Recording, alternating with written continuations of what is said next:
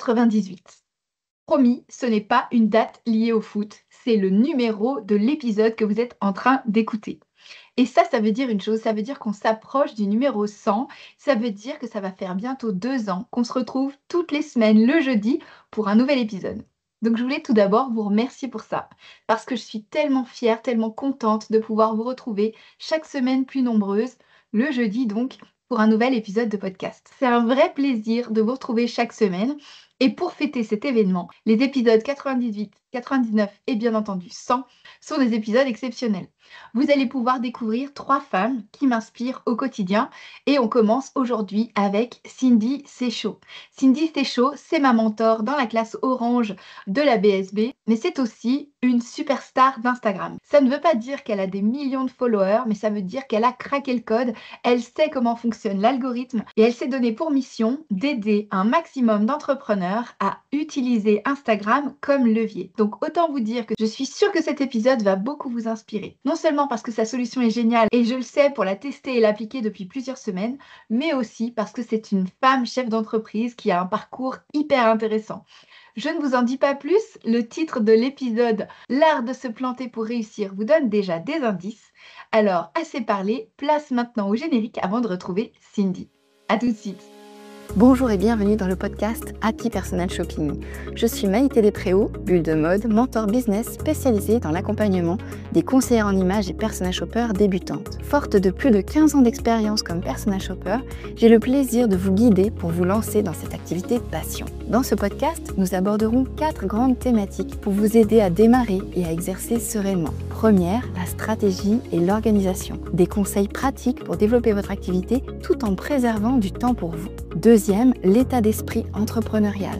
Je vous donnerai les clés indispensables pour bâtir une entreprise solide et durable. Troisième thématique, le savoir-faire métier. Tout ce qu'il faut maîtriser pour asseoir votre expertise et devenir une véritable professionnelle. Et enfin, les inspirations, des idées en matière de business et de style pour nourrir votre créativité, enrichir vos connaissances et mieux accompagner vos clients. Si tout cela vous plaît, alors commençons tout de suite avec l'épisode du jour. Eh bien, bonjour Cindy, je suis ravie de t'accueillir dans le podcast. Hello, écoute, c'est un grand plaisir pour moi d'être là avec toi aujourd'hui. Merci d'être avec nous et de prendre du temps. Je sais que c'est la fin d'une période un peu compliquée pour toi à organiser, donc vraiment merci de prendre ce temps-là. Juste pour dire quelques mots, parce qu'évidemment, je vais te présenter dans l'épisode, mais je voudrais juste redire aux personnes qui nous écoutent que j'ai eu la chance de t'avoir comme mentor dans la BSB et que c'est comme ça qu'on a tout simplement fait connaissance et qu'après, je me suis beaucoup intéressée à ton travail parce qu'il a changé ma vie, mais ça, on en reparlera un petit peu plus tard. Est-ce que tu peux te présenter, s'il te plaît, Cindy? Bien sûr, je vais essayer de faire très rapide. Donc moi, c'est Cindy, j'ai 31 ans, je vis en Suisse, donc s'il y a un petit accent ou un 80 qui passe quelque part, voilà. Je me suis spécialisée depuis quelques années, depuis 2021 maintenant, dans tout ce qui est réseaux sociaux et principalement Instagram, parce que pour moi, Instagram a changé ma vie, vraiment. Ça a été le tournant dans mon business, ça a été le tournant dans mon parcours entrepreneurial. Et du coup, je me suis spécialisée là-dessus et maintenant, j'aide les entrepreneurs, les freelances, prestataires de services à vraiment développer leur business sur ce réseau-là ou grâce à ce réseau-là principalement. Voilà, mais je viens du domaine du graphisme et du web à la base. Donc, c'est comme ça que j'ai commencé. Ça fait depuis 2019 que j'ai mon entreprise et depuis 2021 que je suis à 100% indépendante. Donc, voilà un petit peu pour le résumé du parcours de départ. Super clair en tout cas. Et alors pour le coup, quand on parle de clarté, quand on regarde ton feed Insta aujourd'hui, tout a l'air super fluide et pro, mais c'était quoi la réalité au moment où tu as lancé ton entreprise? Ah, c'était pas du tout ça. C'était pas du tout ça. Pour te dire, pour la petite anecdote, ça fait plus de 10 ans maintenant, voire même 15, que je suis sur Instagram, les réseaux, et j'ai commencé en tant que blogueuse beauté. J'ai été dans le monde des blogs beauté avant que YouTube ait de la monétisation, avant que ça en soit un métier. J'avais une chaîne YouTube, donc un compte Instagram lié, etc. Et donc, j'ai toujours eu un petit peu cet attrait pour les réseaux. Et au moment où je me suis lancée en tant qu'entrepreneuse, je ne l'ai pas du tout fait. Genre vraiment, c'était mon logo, les résultats clients, donc portfolio vraiment avec les sites que je faisais. Je parlais en « on », c'était on, graphique média, on est, etc. Et vraiment, je me montrais pratiquement jamais Je pense qu'avant 2020, enfin entre 2019 et 2020, on n'a pas du tout dû me voir sur les réseaux, sur mon compte entreprise. Donc, c'était vraiment complètement séparé, mon image et mon entreprise, parce que je voulais faire pro, parce que je voulais faire bien, etc. Ça s'est avéré être un échec total, hein. Pas total parce que du coup, j'avais des clients par le bouche à oreille, en graphisme, web design, etc. Mais j'avais pas du tout le business model que j'ai aujourd'hui, digital, etc. Donc voilà, je partais pas de zéro sur les réseaux, mais mon entreprise, c'était mon logo et puis c'était un truc très pro. Donc je me suis pas lancée avant 2020. Ouais, fin 2020, début 2021, où vraiment j'ai commencé à faire des stories. Mes premières stories, elles étaient filtrées, maquillées, tout ce que tu veux. C'était vraiment j'avais peur de me montrer. Comme tout le monde, je pense, au début, on a peur de se montrer, on a peur des regards des gens, parce qu'avec mon aventure YouTube, j'ai eu quelques moqueries, forcément, tu penses bien. Quand on est en plus dans le monde de la beauté, du make-up, etc., bah voilà, c'était un peu quelques moqueries de mon entourage, et je voulais surtout pas reproduire ça. Donc, zéro photo de moi, rien du tout. Et puis, c'est comme ça que j'ai commencé. Et après, ça a bien évolué, mais au début, c'était pas ça du tout. Et aujourd'hui, tu accompagnes des centaines d'entrepreneurs qui galèrent à créer du contenu régulier. C'est ça, exactement. Alors que j'ai commencé vraiment de zéro, comme quoi n'importe qui peut y arriver. Et alors justement, quand tu dis tu commences de zéro et tu osais pas te montrer et tout, ça c'est quelque chose qu'on retrouve souvent. Moi aussi, les personnes qui me contactent et avec lesquelles on parle, elles ont souvent du mal à se mettre en scène sur les réseaux. Est-ce que tu sais, toi, pourquoi c'est aussi difficile de se montrer? Et moi, je fais le parallèle surtout avec notre métier de conseillère en image. On est surtout dans l'image. Donc, comment est-ce que toi, tu as pris en compte, enfin, interprété ce paradoxe? Je pense que c'est vraiment la peur du regard des autres et la peur d'être jugée encore plus dans ce milieu-là. C'est vrai que j'ai réussi un petit peu à faire la part des choses, moi, de mon côté, parce que mon métier n'est pas, entre guillemets, un métier d'image. Oui, alors c'est sûr, on ne va pas se le cacher que l'image joue beaucoup. Quand tu arrives à prendre des belles photos, des belles vidéos, forcément, ça aide. Mais développer un business sur Instagram, développer un business en digital, c'est pas un métier d'image. Donc, j'ai réussi, je pense, un petit peu à me détacher de ça grâce en fait à mon domaine. Mais je pense que vraiment, les personnes qui sont justement dans ton domaine à toi, c'est vraiment le côté peur du regard des gens, mais encore plus peur du jugement par rapport à qui on est, mais aussi à ce qu'on fait. Parce que finalement, il y a toujours cette petite crainte de se dire si ça ne plaît pas. C'est un peu comme le syndrome de l'imposteur dans n'importe quel autre domaine, quoi. Quand quelqu'un, je ne sais pas, dans les coachs ou comme ça que j'accompagne, il y a souvent oui, mais je ne suis pas encore assez calée sur le sujet, oui, mais j'ai pas encore assez Il y a ça d'expérience, aussi. etc. Et là, finalement, se montrer, toi, dans ton domaine, c'est littéralement se mettre à nu dans ce qu'on fait, et que si ça ne plaît pas, c'est entre guillemets pas que nous, mais aussi tout notre métier et tout notre business qui est remis en question. Donc, je pense que ça vient vraiment de là, cette peur, à mon avis. Je pense que je ne sais pas si tu as vu un peu la même chose, mais Ah oui, si, complètement. Et tu parlais de syndrome de l'imposteur. Il y a aussi ça, cette quête de légitimité, et aussi le syndrome du perfectionnisme. Parce que oui, pour le coup, tu as toujours envie que ce soit nickel, alors par peur du jugement des autres, mais aussi par crainte de ne pas être assez légitime et d'être trop débutante, en fait, entre guillemets. Comment toi, tu as géré le problème enfin, en tant que toi? ouais. Faut savoir que j'ai jamais fait de grandes écoles de marketing, de grandes écoles de je ne sais quoi. D'ailleurs, je suis même pas sûre qu'il existe une grande école d'Instagram, hein. Non, je Sinon, crois pas ça non se plus. saurait. Mais même des études de marketing. Alors, j'ai un métier de base dans le graphisme, etc. C'est un métier qui existe qu'en Suisse d'ailleurs. Ça s'appelle médiamaticien, si jamais pour l'info. Et, Médiamaticien, médiamaticien. Et du coup, tu as j'avais jamais entendu. un mélange entre du graphisme, de l'informatique pure. Donc, genre, j'ai démonté et remonté des ordinateurs avec tous les composants, etc., les câbles et tout. Et tu as une partie aussi marketing, administratif. Donc, vraiment, c'est un incubateur entrepreneur, hein, ce métier, vraiment. Sauf que c'était il y a 15 ans, donc le marketing d'ici là a changé. J'ai retrouvé mon travail de fin d'études que j'avais fait, c'était vraiment comment les réseaux sociaux peuvent développer un business. Littéralement, il y a Énorme, 15 ans, je parlais de ça. Sauf que génial, pas du tout rien à aligné voir. avec ce qui se passe aujourd'hui.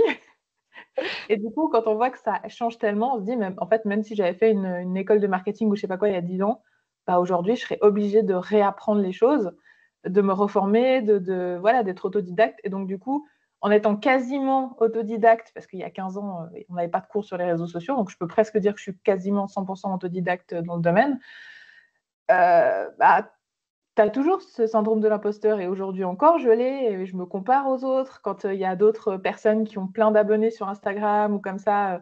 Moi, dans mon domaine, c'est vrai que c'est un truc qui compte parce que ça fait un peu la preuve sociale, disons, quand tu es coach Insta et que tu as Le beaucoup d'abonnés. prestige. Ouais. Voilà, ça fait le prestige. Et quand on a qui sont beaucoup plus loin que moi, qui postent des trucs, je me dis, ah ouais, mais lui, il est vachement plus pertinent que moi, etc. Donc ça ne part jamais. Il faut vraiment s'enlever de la tête qu'à un moment donné, ça part parce que ça ne part jamais. Et comment est-ce que j'essaye un peu de passer au-dessus, c'est qu'au final, je me dis que moi, j'ai ma façon de voir les choses. Elle va marcher pour certains, elle va pas marcher pour d'autres. En fait, on est dans des domaines où, clairement, on n'est pas des médecins. Donc, on n'a pas la vie ou la mort de quelqu'un entre nos mains.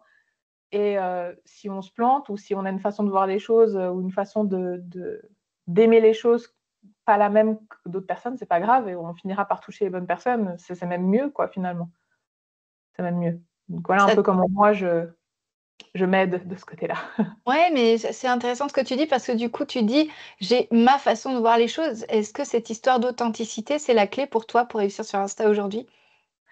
Je pense que oui, mais j'ai l'impression que maintenant c'est devenu tellement la Banal? méthode magique, je dirais. Genre on Ouais. dit: faut être authentique», qu'en fait il y a des gens qui le poussent, l'authenticité.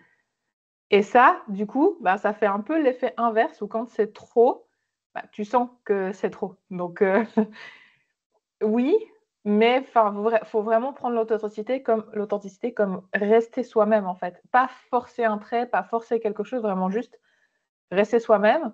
Il faut s'imaginer qu'en fait, quand tu rencontres les gens en vrai, ils puissent se dire: «Ah mais en fait, tu es la même personne sur les réseaux qu'en vrai». Et ça, je pense que c'est le truc qui me fait le plus plaisir qu'on me dise, le meilleur des compliments qu'on puisse me faire quand on me voit en vrai, c'est de me dire: «Ah mais en fait, tu es la même que sur les réseaux».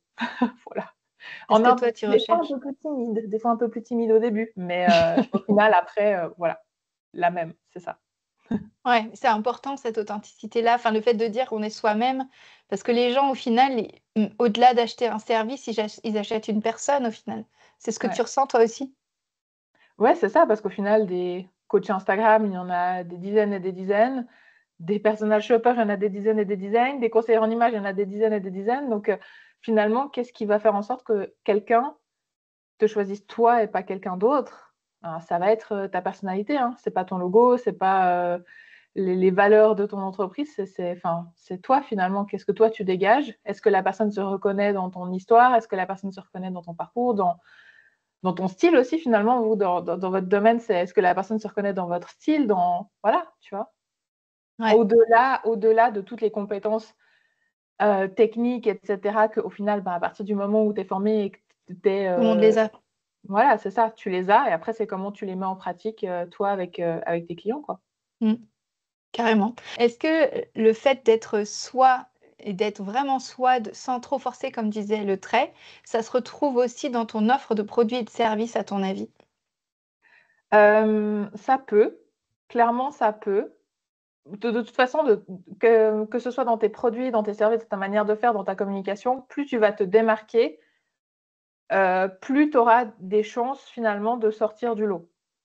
Après, attention, je mets toujours un petit attention à ça, c'est que, hem, plus tu vas aussi réinventer les choses, moins tu auras d'exemples que tu pourras suivre, moins tu auras de personnes qui seront peut-être entre guillemets «passées par ce chemin-là» avant toi et frayer vraiment un chemin dans la foule du digital, dans le monde de l'entrepreneuriat, ça peut être une sacrée galère et donc l'idée, ça serait de faire ce qui est, selon moi, en tout cas quand tu débutes, en plus, si après ça fait des années que tu es là et que tu veux te réinventer, bon, c'est encore autre chose. Tu as une base de clientèle, tu as des gens qui te suivent, tu as une communauté et cetera. Mais quand tu débutes un peu et que c'est un peu tes premières offres digitales, c'est un petit peu tes premiers produits et cetera, de prendre quelque chose qui existe, mais d'y ajouter ta patte, c'est selon moi vraiment le mix, idéal. Parce que partir dans un truc complètement nouveau, il va falloir vraiment avoir le bon discours pour en parler, que les gens comprennent, qu'on voit ce que c'est, enfin voilà. Et faire quelque chose que quelqu'un d'autre a fait juste parce que: «Ah telle personne ça fonctionne, alors je vais faire pareil». Le nombre de personnes qui font ça, mon Dieu, arrêtez s'il vous plaît. Juste parce que ça fonctionne, je vais faire la même offre, là au final, ça sert à rien quoi. Donc ouais, mixer un petit peu entre les formats qui fonctionnent et ce que toi tu peux apporter en plus. Finalement, je trouve que c'est un peu la formule magique, si je puis dire. Oui, ce Ou qui une- fonctionne, ce que tu veux dire, enfin, quand tu dis la formule magique, c'est le côté ça fonctionne, donc on sait qu'il y a des clients qui sont intéressés par ça, et en même temps que ça te ressemble quand même un minimum. C'est ça, ouais. Et surtout, c'est que le discours finalement de vente, si on peut dire ça comme ça, est déjà un petit peu compris dans ce domaine-là, tu vois, parce que si vraiment tu dois partir de zéro sur un concept qui est complètement novateur, etc., il faut vraiment bien travailler ton storytelling, ton copywriting et ton histoire, quoi, parce que si c'est quelque chose dont les gens n'ont jamais entendu parler, déjà, si ça n'existe pas, il faut se demander pourquoi. Est-ce que vraiment c'est l'idée du siècle, tel le nouveau Steve Jobs, et voilà, ou est-ce que c'est juste parce que ça ne fonctionne pas et que c'est peut-être pas la meilleure des idées. Donc il y a aussi ça. Mais si tu dois partir de zéro et expliquer ton concept, soit il faut être très doué là-dedans, soit tu pars sur une base qui est un petit peu déjà existante, et puis au moins tu as les mots, les gens connaissent les termes. Tu vois, il y a 4-5 ans, quand on parlait de webinaires gratuits, quand on parlait de freebie, quand on parlait de ligne magnet, quand on parlait de formation en ligne, les gens commençaient un petit peu à comprendre. Mais avant ça, il fallait faire son chemin, il fallait vraiment creuser, il fallait expliquer ce que c'était. Formation, oui, non, mais il n'y a pas un diplôme à la fin, oui. Tu vois, il y avait vraiment ce côté éducation en fait, de l'audience. Donc, tu peux te simplifier la vie en prenant une formule et des mots qui existent déjà, mais en la remaniant un petit peu à ta sauce, quoi. Ouais, ça marche. C'est comme ça que tu as créé Isecrea ou pas du tout?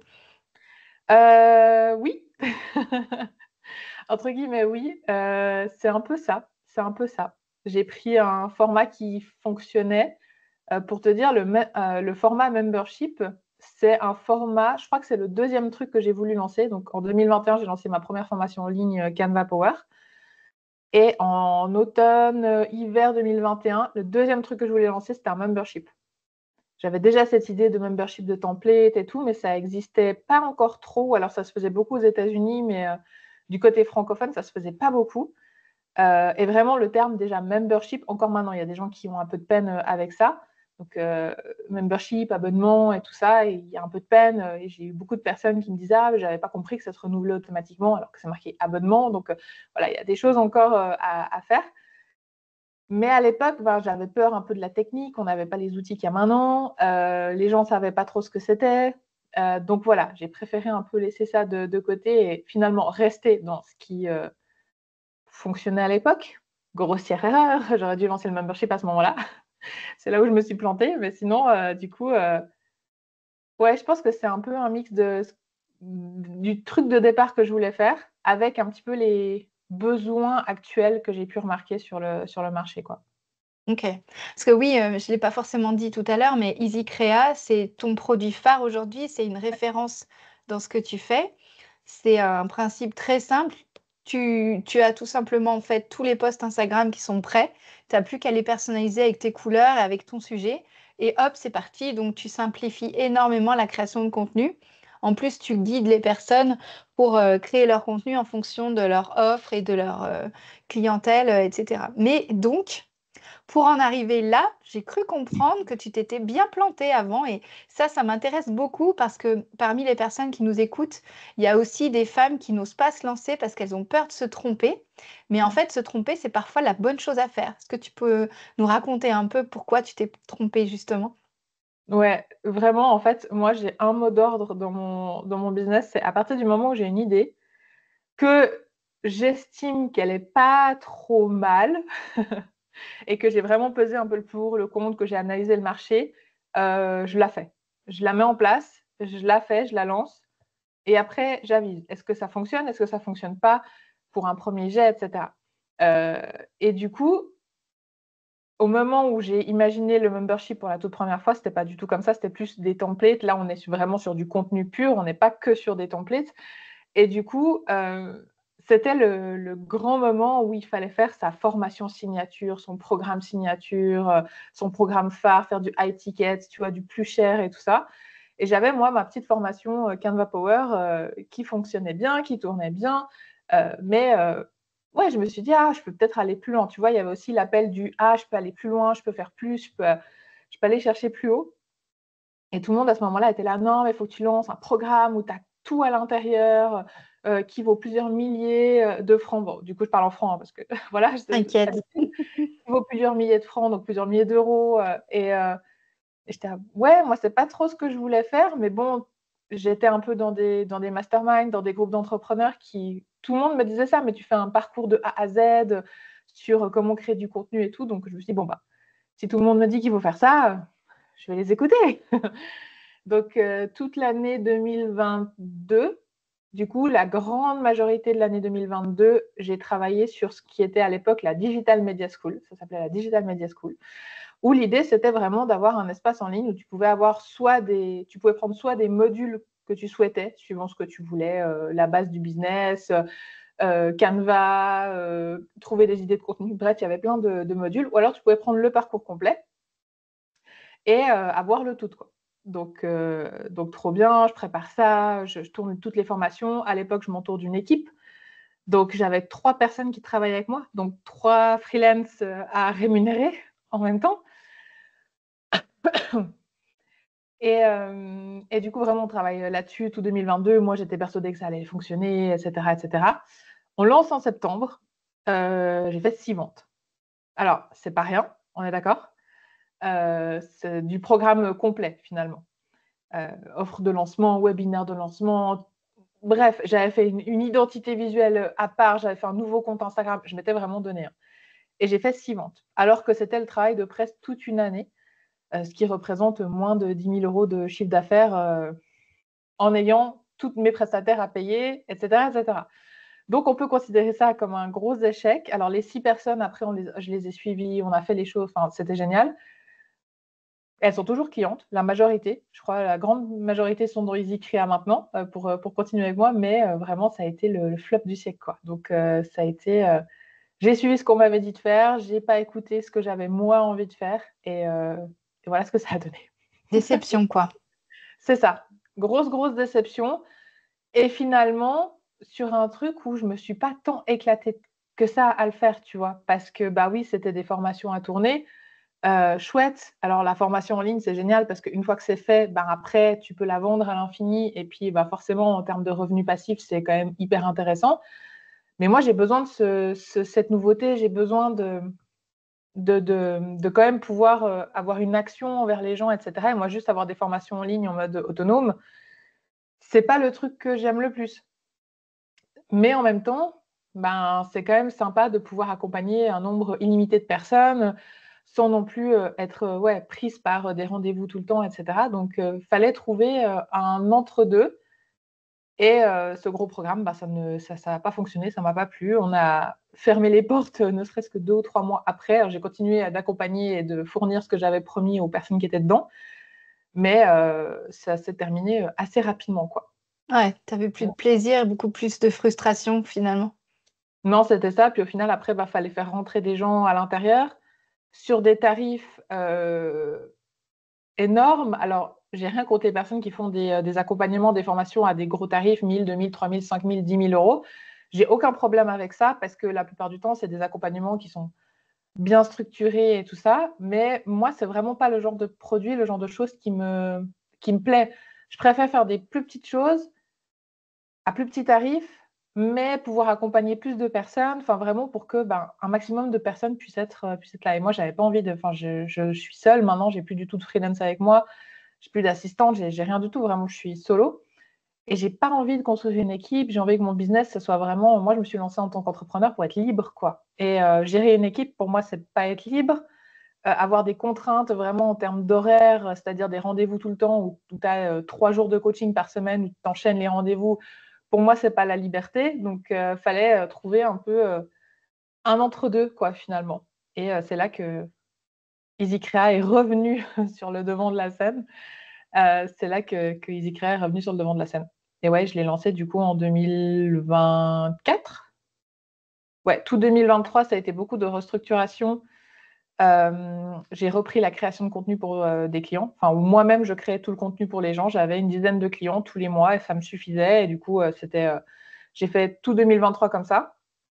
Et c'est là que j'ai vu qu'il y avait vraiment un gros besoin sur le marché de contenu tout prêt, entre guillemets, de vraiment faciliter le travail de ce côté-là. Et j'étais, OK, ça marche. J'ai 10 clients par mois. J'avais une liste d'attente de 150 personnes parce que j'avais que 10 places. Je ne pouvais pas faire plus. Hein. Et je me suis dit, OK, j'ai 150 personnes qui attendent une place. Les 10, elles ne veulent pas partir, ce qui est génial, mais elles ne veulent pas partir. L'offre était quand même à 750 ou 800 euros par mois pour que je crée tout le contenu. OK, il y a une vraie demande, le tarif, ça n'a pas l'air d'être un problème, et j'ai 150 personnes qui attendent une place. Comment je fais pour rendre ça accessible à plus de monde? Et j'ai tenté de créer un pack de templates mensuels, où ça s'appelait un mois de contenu d'abord. Vraiment, je ne me suis pas foulée sur le nom. Un mois de contenu, j'ai eu entre une cinquantaine et une centaine de personnes qui l'ont pris le premier mois. J'étais là, OK, d'accord. Là, il y a quelque chose qui remarche à nouveau. Tu vois, la petite flamme qui revient après les échecs et tout. Ouf, enfin! C'est ça. Tu te dis, oula, il y a un truc, il y a la lumière au bout du tunnel. Et j'ai eu plusieurs personnes à la fin qui m'ont dit, mais comment est-ce qu'on peut avoir ça tous les mois? Et voilà. Et c'est là où j'ai transformé ça en abonnement. Je le fais évoluer tout le temps. J'ai la main dedans, mais en même temps, ça ne me prend pas tout mon temps. Que j'ai 5 personnes ou 200, alors à part répondre aux questions, mais sinon le contenu reste le même, donc ça ne me prend pas plus de temps. J'ai quand même la main dessus, j'ai le contact avec les gens, il y a les lives, les ateliers et tout. Donc, j'ai vraiment trouvé le mix idéal entre être là avec mes clients et avoir quand même un truc qui tourne un petit peu en semi-automatique, histoire de ne pas non plus y mettre toute mon énergie, quoi. Donc, Trop bien, voilà un peu l'histoire de Dizzy Créa, quoi, finalement. c'est génial. Il y a quand même un moment où tu t'es dit: «J'arrête tout». Ouais, je dépiais les petites annonces de boulot. Oui, oui, l'année 2023, ça a été vraiment une grosse année de remise en question.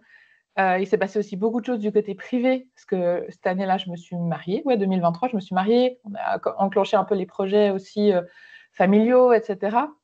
Donc, il fallait trouver justement cet équilibre entre ne pas travailler toute la journée, parce que justement, on envisageait de fonder une famille, etc. Voilà, c'était un moment donné où je me suis dit, ben, OK, là, la trésorerie, elle descend, elle descend, elle descend, elle descend. Elle était déjà très basse de base, donc elle descend, elle descend. Qu'est-ce que je fais? Et du coup, je regardais un peu les petites annonces, je regardais dès qu'il y en avait une qui était un petit peu sympa, je me suis dit: «Ah», puis après je me dis: «Non mais attends, pour le salaire que j'aurais, purée, il suffirait que je fasse ça, ça, ça, que je vende 2 coachings et je pourrais», et en fait, j'arrivais toujours à me relancer en me disant: «Bah, non, en fait, le salariat, non, je me vois pas reprendre la voiture tous les matins pour aller bosser, je me vois pas faire des horaires, je me vois pas ne pas choisir, ce que je fais de mon temps, quoi». Et donc, à chaque fois que vraiment c'était l'impasse où j'étais là, bon, je vais regarder les petites annonces, je regardais un peu en termes de salaire et tout, je me disais, OK, il faut que je trouve 3, 4 personnes pour faire du coaching ce mois-ci. Si je les trouve, j'ai pas besoin. Et en fait, je les trouvais et j'ai toujours réussi à rebondir comme ça, à reproposer des choses, à démarcher un peu les gens. Et ça m'a remise un peu à flot jusqu'à retrouver finalement le rythme que j'ai maintenant, quoi. Ouais, ça t'a motivé à ne pas en fait, de te dire: «Je vais quand même pas retourner au salariat», c'est ça qui a fait que tu t'es remotivé pour aller chercher des clients qui te manquaient peut-être? Ouais, c'est ça. En fait, je pesais le pour et le contre. Et à part, et encore, au niveau salariat, on parle de la sécurité financière. Oui et non, j'ai envie de te dire, parce que finalement, c'est pas, enfin, dans le salariat, tu as un plafond, tandis que dans l'entrepreneuriat, tu en as pas, tu vois? Et quand tu as pu, comme moi, un peu goûter au succès que j'ai eu avec Canva Power, quand il y a eu aussi Catching, quand il y a eu, toutes ces choses-là, tu vois? Tu te vois pas, retourner, dans quelque chose qui t'appartient pas ou bosser pour quelqu'un d'autre que toi, en fait, Ouais, surtout. carrément. Tu parlais de catching, qu'est-ce que c'est catching? Catching, c'est un bundle de formation. Alors ça f je crois qu'elle l'a pas refait l'année dernière, cette année, je pense pas qu'elle le referait, sinon on en aurait déjà entendu parler. C'est un bundle qui a été créé par, Geneviève Gauvin, qui est un bundle en fait dans lequel elle incluait, 14 formateurs en ligne, et donc il y avait 14 formations à un prix, complètement fou. Je crois qu'elle faisait du 96 de rabais.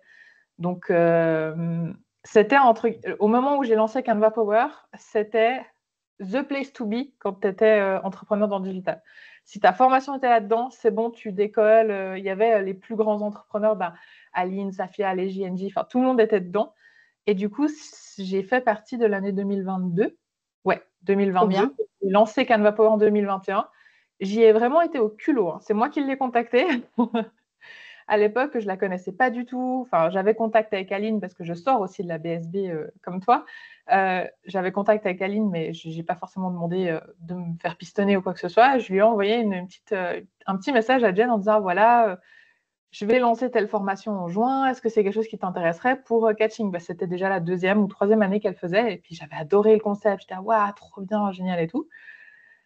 Et elle m'a dit non. Elle m'a dit non. Elle m'a dit qu'elle avait déjà quelqu'un un peu pour ça, que voilà, mais merci beaucoup, etc. Enfin, très gentil.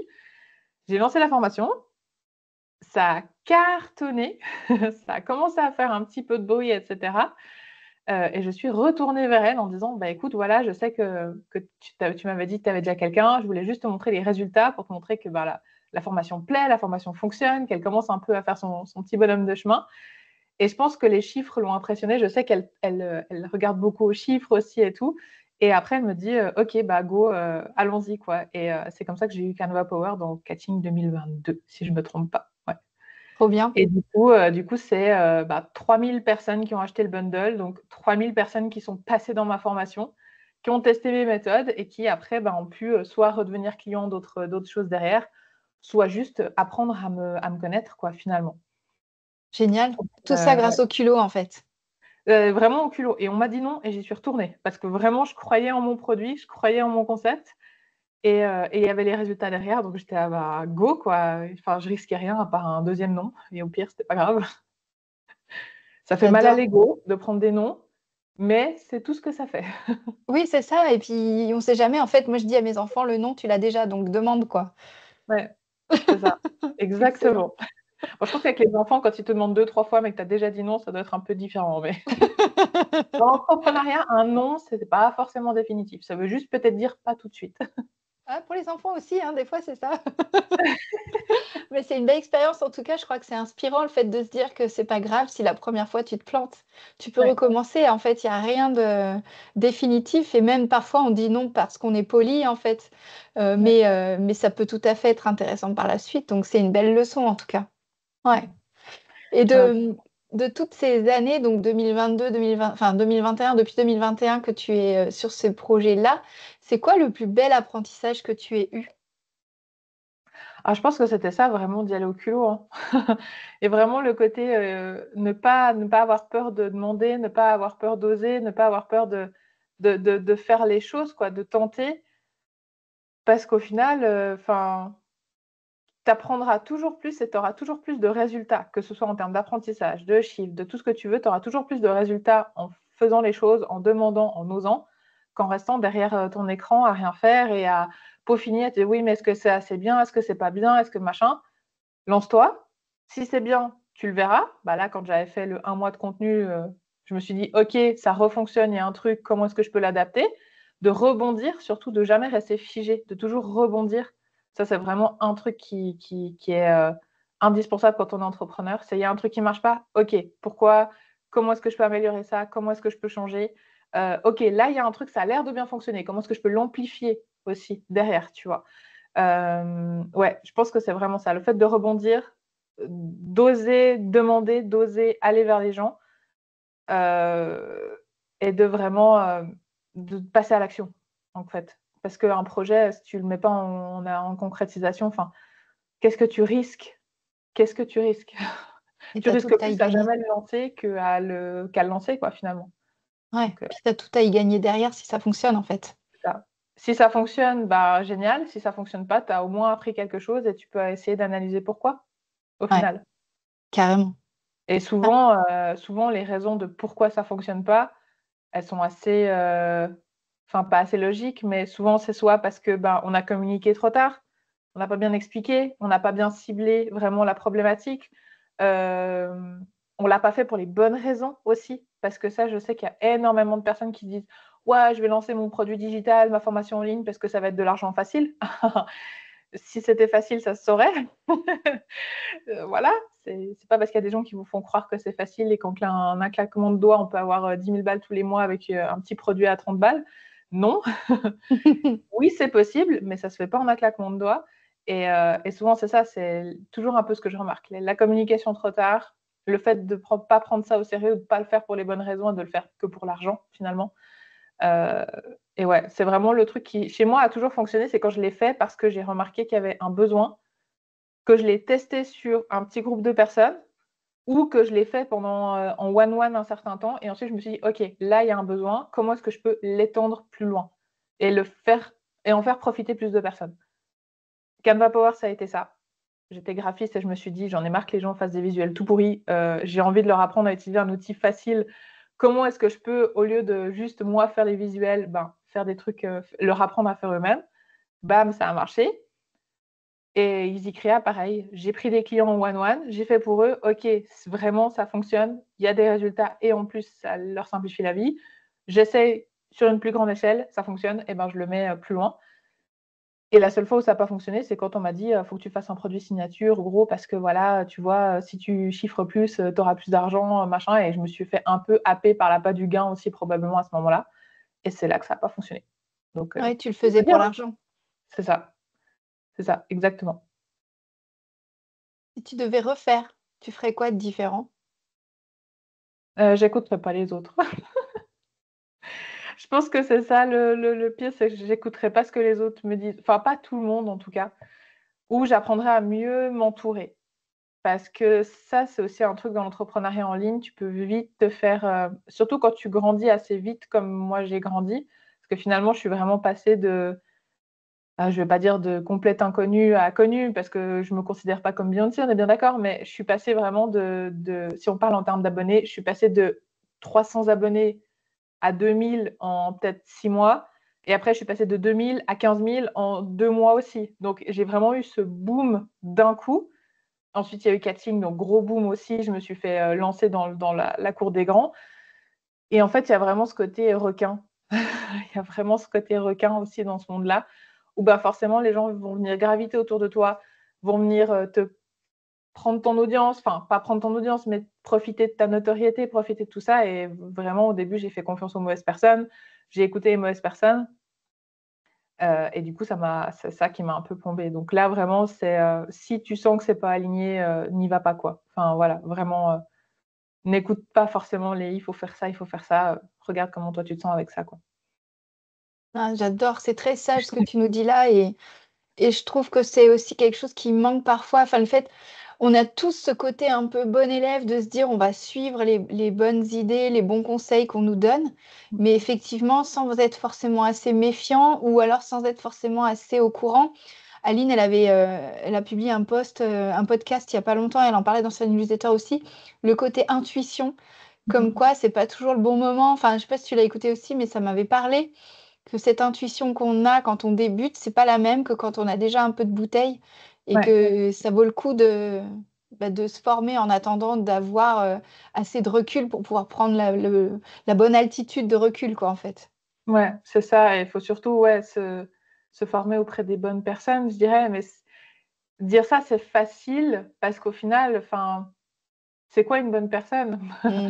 C'est quoi la bonne personne dans ce domaine? C'est qui est-ce qu'il faut écouter? Qui est-ce qu'il faut, c'est très compliqué parce que maintenant, il y a énormément de personnes qui font ça. Il y a énormément de coachs business, il y a énormément de coachs Insta, il y a énormément de tout ça.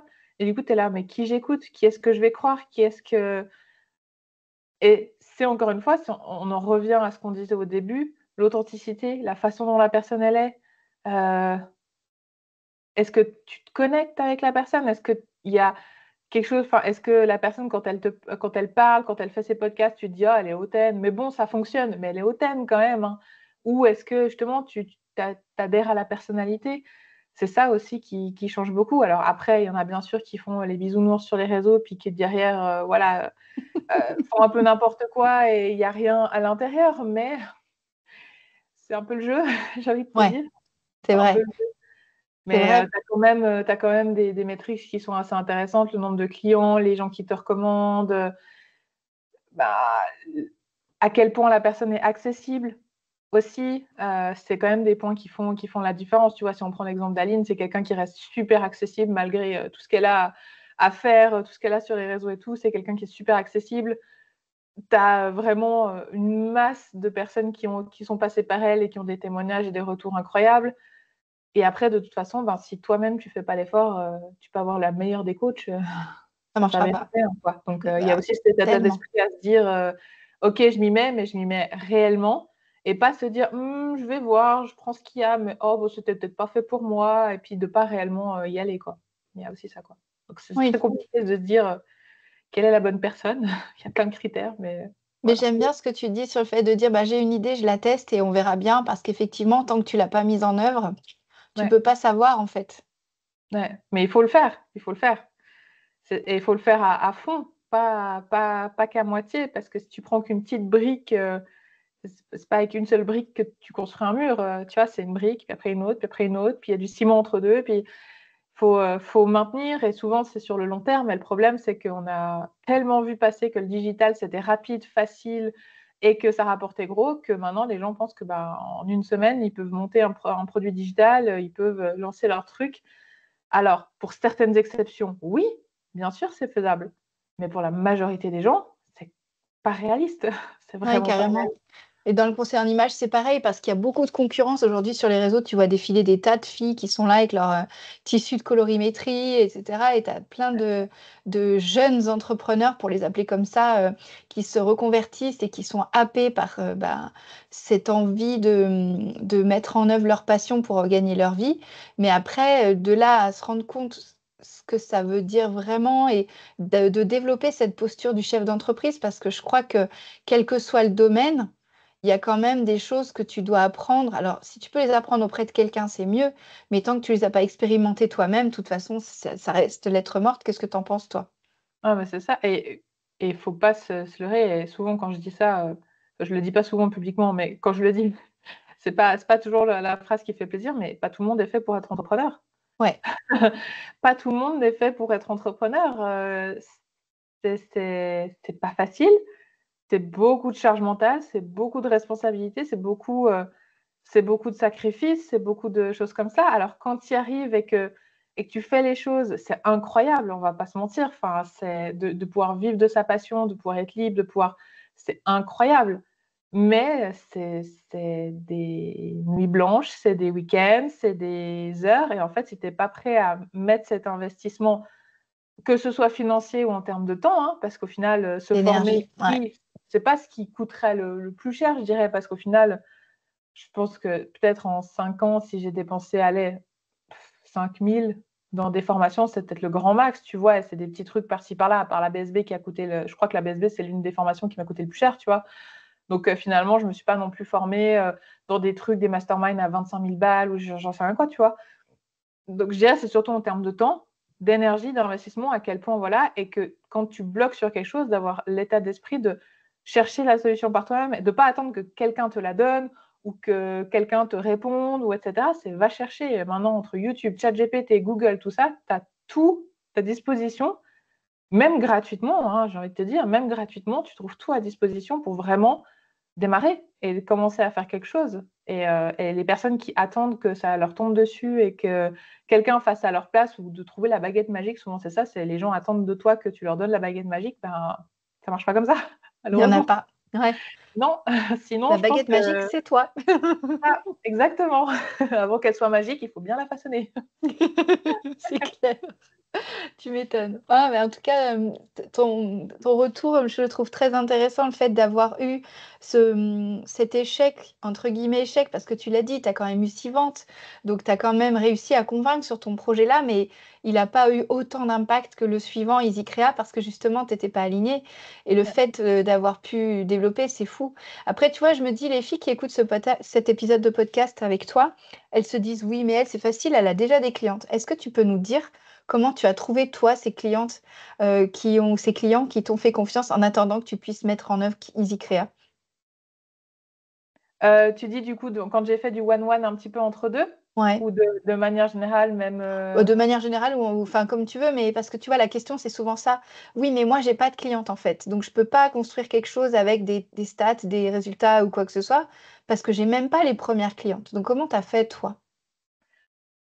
quand vraiment j'ai lancé mon business, là, sans parler de ce qu'il y a maintenant, d'EasyCréa, de tout ça, quand j'ai lancé mon business, j'ai été démarchée. J'ai démarché les gens. C'est vraiment le truc que j'avais horreur de faire et que j'ai toujours horreur de faire, on est bien d'accord. Fort heureusement, maintenant, j'ai plus forcément besoin. Et encore, quand on est dans des mois un peu creux, c'était là fin septembre, il y a eu le challenge, mais avant, il y a eu un petit moment de creux. Bah, si j'ai besoin de renflouer un peu la trésorerie dans des moments de creux, je vais démarcher les gens. Ok, oui, il y a certains moments où je peux faire une story, etc. Mais encore là, avec EasyCrea, c'est pas forcément le truc le plus simple du monde à vendre.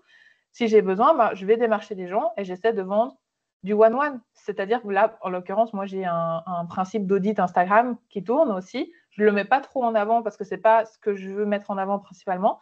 Mais quand j'ai un besoin de trésorerie, j'ai une offre où je peux aller démarcher les gens et voilà, et j'envoie des petits messages sur Instagram et je discute et je vais engager avec les gens et je vais papoter et je vais proposer mes services finalement. Derrière tout ça, en général, je vais donner un petit conseil. Pas forcément à quelqu'un que je ne connais pas du tout, mais quelqu'un qui est là depuis un moment, je vois, elle n'est pas encore cliente, etc., puis que j'aurai un petit conseil que je pourrais lui donner sur son dernier post, bah, je vais le faire. Et après, ça engage la discussion, et souvent, ça vient, oui, mais est-ce que tu fais des analyses de compte et des trucs comme ça? Et puis, hop, j'arrive à en vendre comme ça. Au départ, c'était ça aussi. Quand j'ai commencé en tant que graphiste pour faire des logos et des sites, ben, j'envoyais des emails aux entreprises de ma région en disant « Ah, je vois que vous n'avez pas encore de site internet, pourquoi, etc. » Puis je prenais des rendez-vous. J'ai fait des analyses de présence digitale aussi durant la période justement 2023. Là, j'ai fait des formations en entreprise où j'avais donné des formations Instagram dans les entreprises autour de chez moi. Bah, j'ai été sur LinkedIn, un réseau que je déteste, mais enfin, je déteste pas, mais j'ai un peu de peine. J'ai été sur LinkedIn, j'ai regardé, j'ai envoyé des petits messages en disant oui, bonjour, j'ai remarqué que vous étiez un peu sur les réseaux, je pense qu'il y a vraiment un fort potentiel. Est-ce que je pourrais vous dire en 15 minutes un petit peu ce que je verrais que vous pourriez améliorer. On se faisait un call de 15 minutes, je leur montrais un mini audit de bah là, vous voyez, quand on va sur ce lien-là, ça ne marche pas, donc les gens ne peuvent pas vous trouver, etc. Et après, je leur vendais une formation d'une demi-journée ou d'une journée dans leurs locaux. Et c'est comme ça que, hop, on se fait un peu connaître, on se fait les premiers clients, on se fait nos premières relations. Quand on a besoin d'argent, quand on a besoin de commencer, parce que souvent c'est ça le nerf de la guerre, c'est l'argent quand même. C'est comme ça que je fais. Et sinon, il y a toute ma présence sur Instagram qui travaille pour moi, finalement, ça fait 5 ans maintenant que je la travaille. Il m'a fallu 3 ans pour passer de 200 à 2000 abonnés. Et encore 2000, c'est pas forcément le truc le plus ouf, mais j'ai lancé ma première formation avec 2000 abonnés Instagram. J'ai passé les 2000 le jour du lancement, tu vois. Donc, j'avais 20 000 abonnés à l'époque de mon premier lancement. J'en avais 2000. Et du coup, c'est vraiment ouais, ma présence en ligne maintenant. Mais encore une fois, c'est parce que c'est mon domaine, tu vois. Mon domaine, c'est Instagram. Mon domaine, c'est vendre sur Instagram. Donc, forcément, Instagram, c'est mon levier principal pour trouver des clients. Mais c'est aussi un réseau qui est tellement humain, moi, je trouve, par rapport aux autres réseaux qu'on peut voir, où en fait, tu as moyen de tisser des liens, tu as moyen de créer du lien.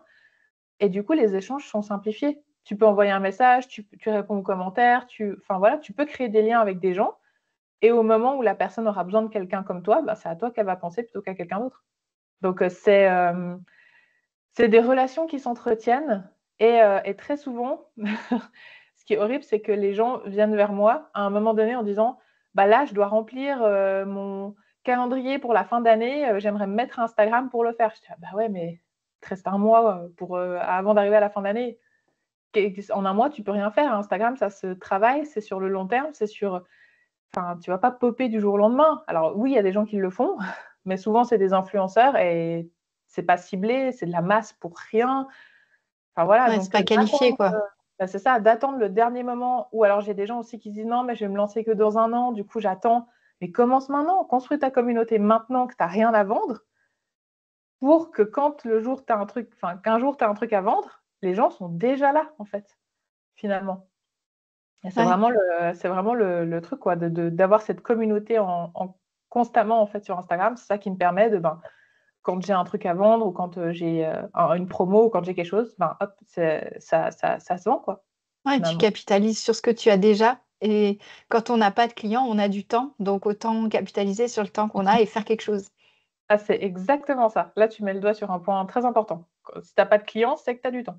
Donc, fais les choses que tu n'aimes pas faire, mais qui fonctionnent. Écoute,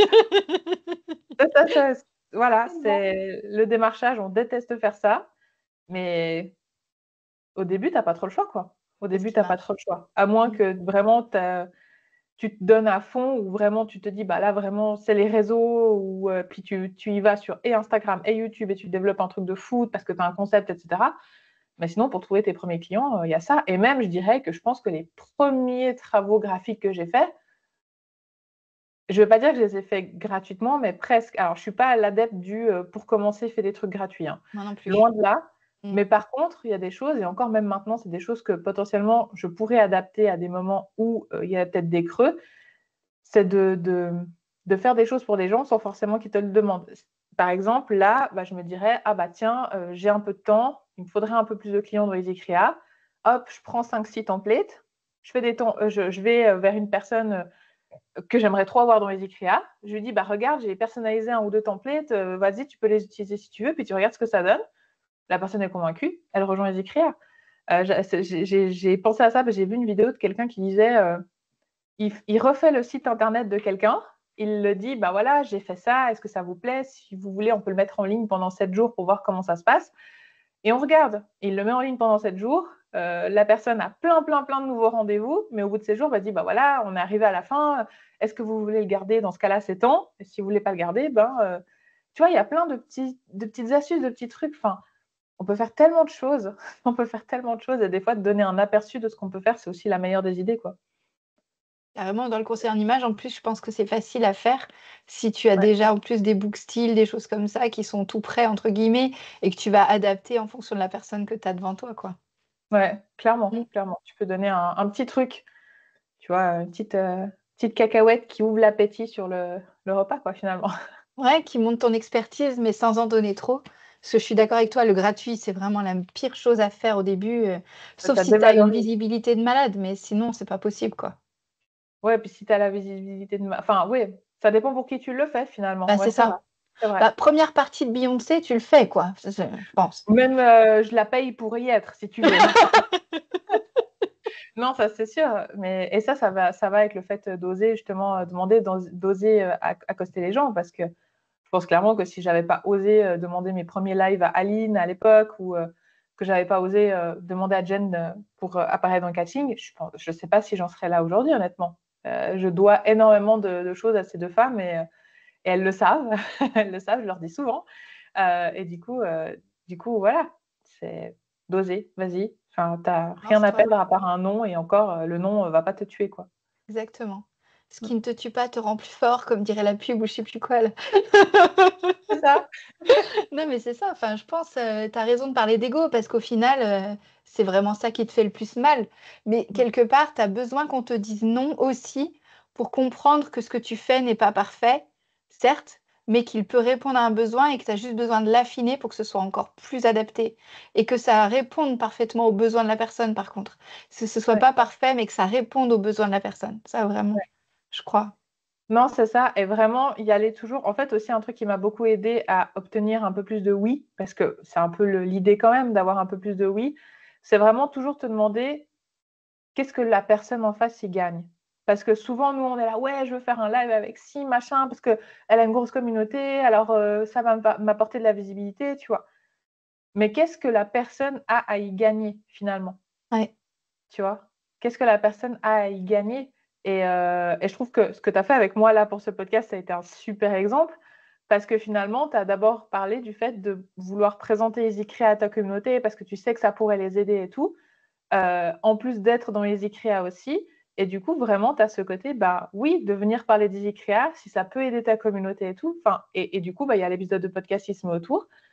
Et voilà, tu vois? Donc c'est ouais. vraiment ce côté, qu'est-ce que la personne en face a à y gagner avant même que tu te poses la question de toi, qu'est-ce que tu gagnes, quoi? Parce que toi, forcément, si tu sais ce que tu gagnes en général, il y a la visibilité, les trucs comme ça,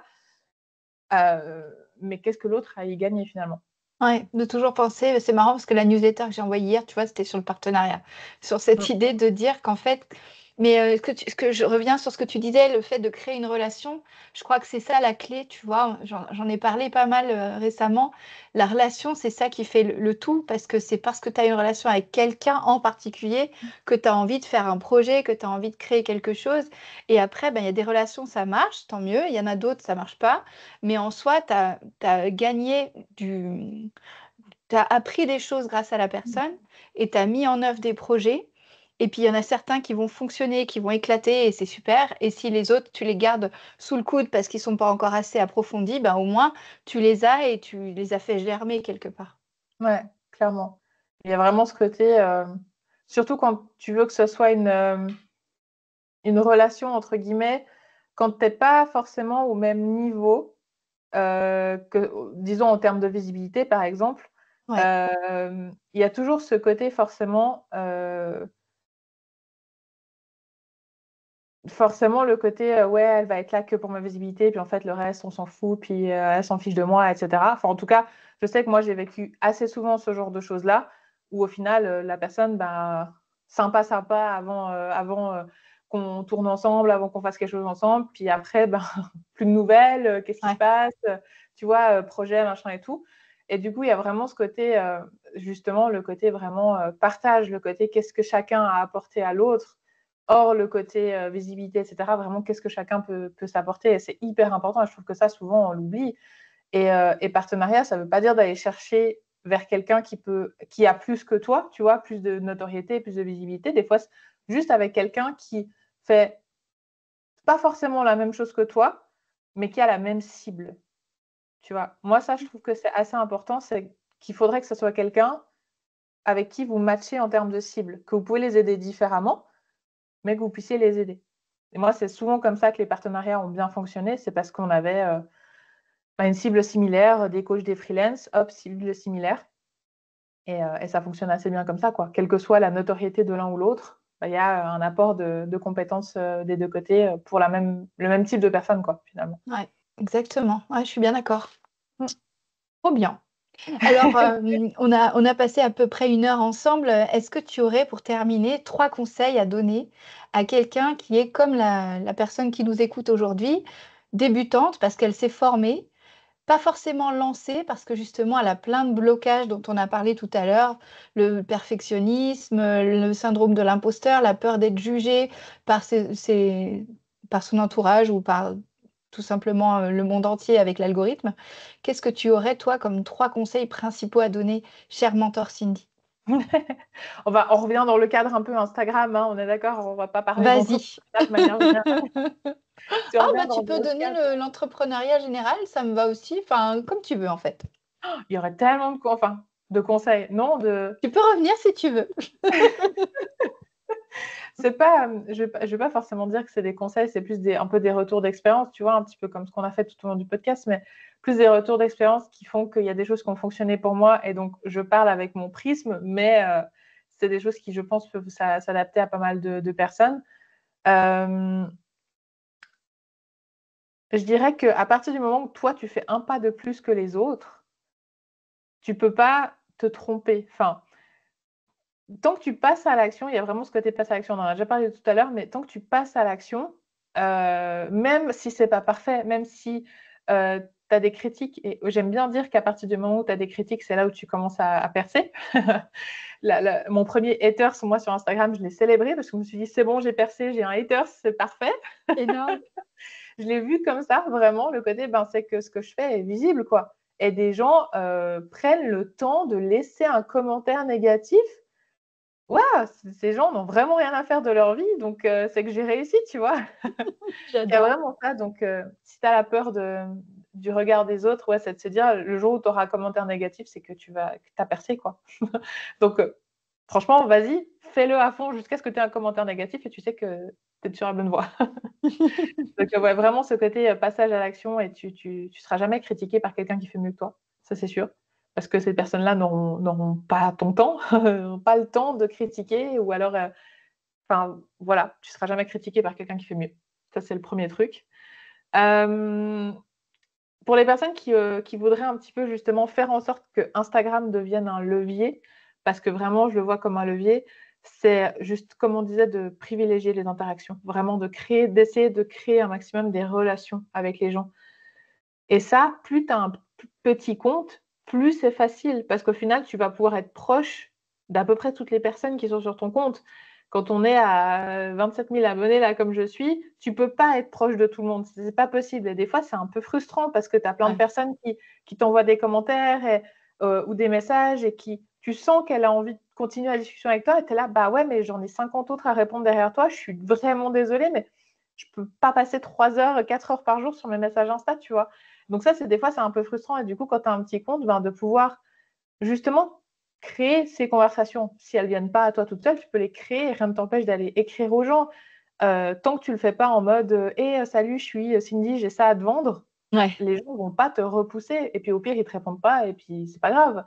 Mais tant que tu y vas dans la bienveillance et dans toujours l'envie de qu'est-ce que je peux t'apporter, qu'est-ce que je peux apporter à cette personne-là, sans partir dans des débats d'offrir des trucs gratuits, on est d'accord, mais juste un petit truc, juste refaire la journée de la personne. Tu vois que la personne, elle a posté une story, lui dire qu'elle est bien habillée, enfin dans ton domaine, tu vois, par exemple, lui dire qu'elle est bien habillée, qu'elle t'aime bien son top, que t'aimes bien son rouge à lèvres ou je ne sais quoi.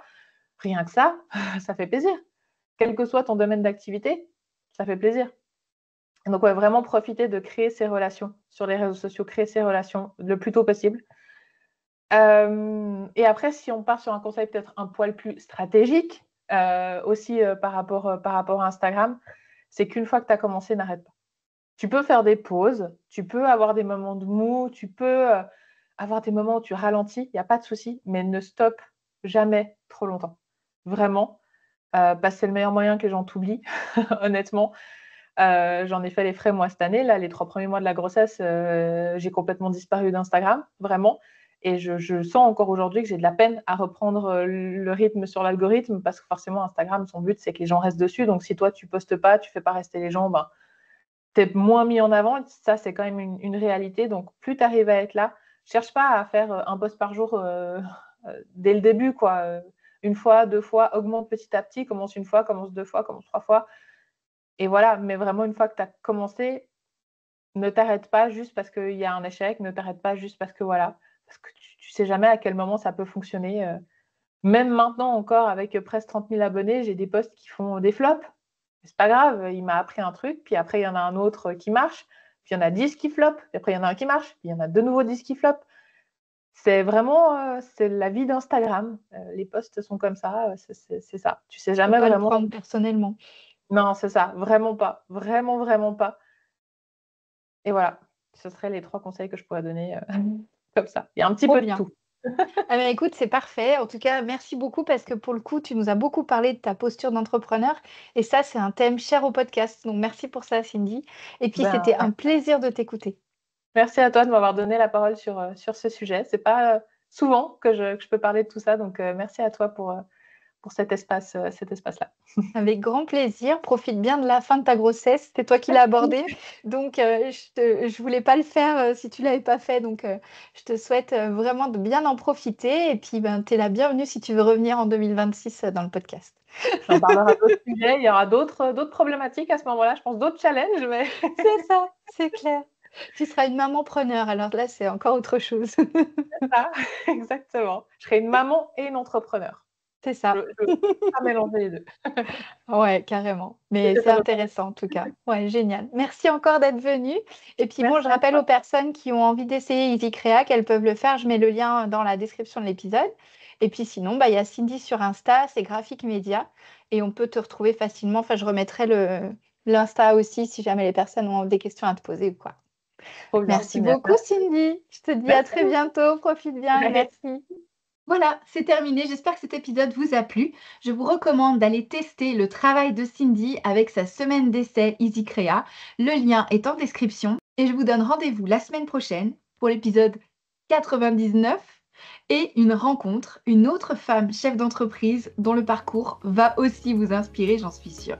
Je vous souhaite d'ici là une très belle semaine. Encore merci pour votre écoute et votre fidélité. À la semaine prochaine.